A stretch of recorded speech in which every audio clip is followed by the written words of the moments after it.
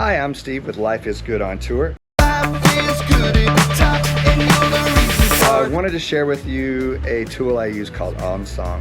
Of course, there are a lot out there. The research that I've done, I like this one. I've used it with gigs way in the past, and now that I am doing, I've got probably about 150 songs in my library.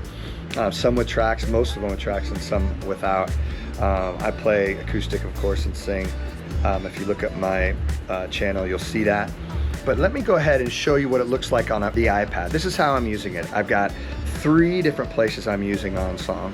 And I'm just really proud of this, and it's very helpful. I talked about it a little bit in some of my other videos, but basically what I like about this is it gives me freedom. It allows me to be looking down and get that second verse that you can't remember. I think I said that in another video. And you're like, oh, what's that first phrase? You look down, you see the phrase because it's scrolling up for you, and then you're able to have freedom and you remember most of the lyrics, and you're looking out at the crowd. And yes, do I miss lyrics? Yes, I do. And then also I like to have the iPad because it's controlling my monitor, which I'll show you. It's kind of like a teleprompter monitor. I made it. There's another video about that too, on how I made it. I put Nutric or PowerCon, welded a PowerCon cord on it, so it's just so clean. I can actually even plug my iPad in there for power. So there is a Apple TV in there, and I do this wirelessly, but this is the teleprompter. I'm gonna go ahead and show you on OnSong on my iPad to start it, and then I wanna show you the that first, and then I'll show you the computer where that's where I put in all of my songs, and it syncs like that. Here you go. So this is my iPad. I've got it set up with, like I said, my monitor. I'm gonna go ahead and touch this button here. And I need to actually put a duration, I notice, on this. So I have to hold down on this, get it out of it, hold down a few seconds, and then I have to, I'm gonna say this song, whatever the song is, I'm gonna guess 308, let's say. And now that it's set for what the song is like, when I press this, it starts scrolling, and you can see I have my notes there to wait. My slashes are to wait, and then of course the time up in the right corner. It's always nice to know when you're doing a gig what time it is, and this is what the teleprompter looks like.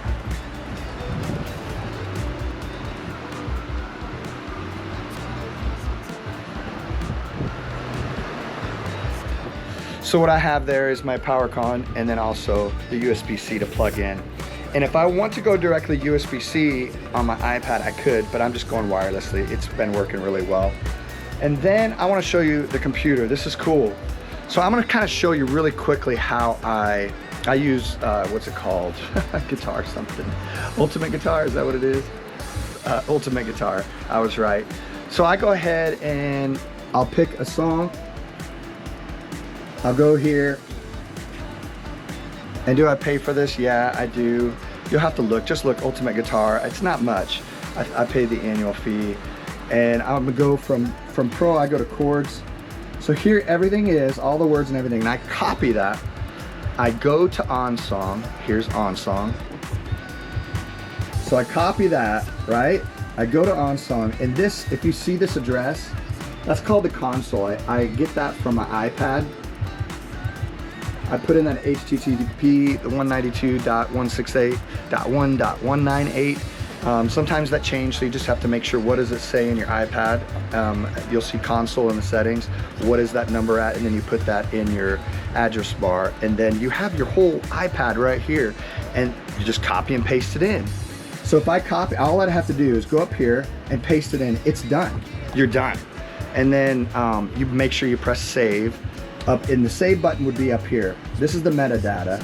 So here's the title, who wrote it. You can do capos and all this other stuff too, but here's some of the S's of my songs. And then once you do that and you press save, you come on over here and it's just there.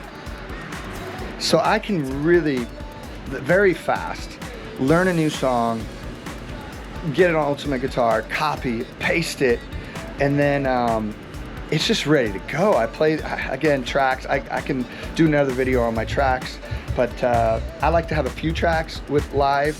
I'll play acoustic for a while, and then I'll bring in, sprinkle in some tracks, maybe you know, even if there's not a bass player, I'll put a little bass in there depending on the song. If it's bass, like that's the song, I probably won't put it in. But if a little piano is in there or something to give it a little, you know, people don't care. You know, whether they're, you know, they're drinking beer, they're outside, or you're enjoying it. It depends on the singer too. But a little bit of tracks is not a bad thing. Don't be afraid to use them. And people have their opinions about them. For me, I like to use them. I think it makes the experience better for the singer and everybody. I hope you enjoyed this video. We'll see you on the road. Bye.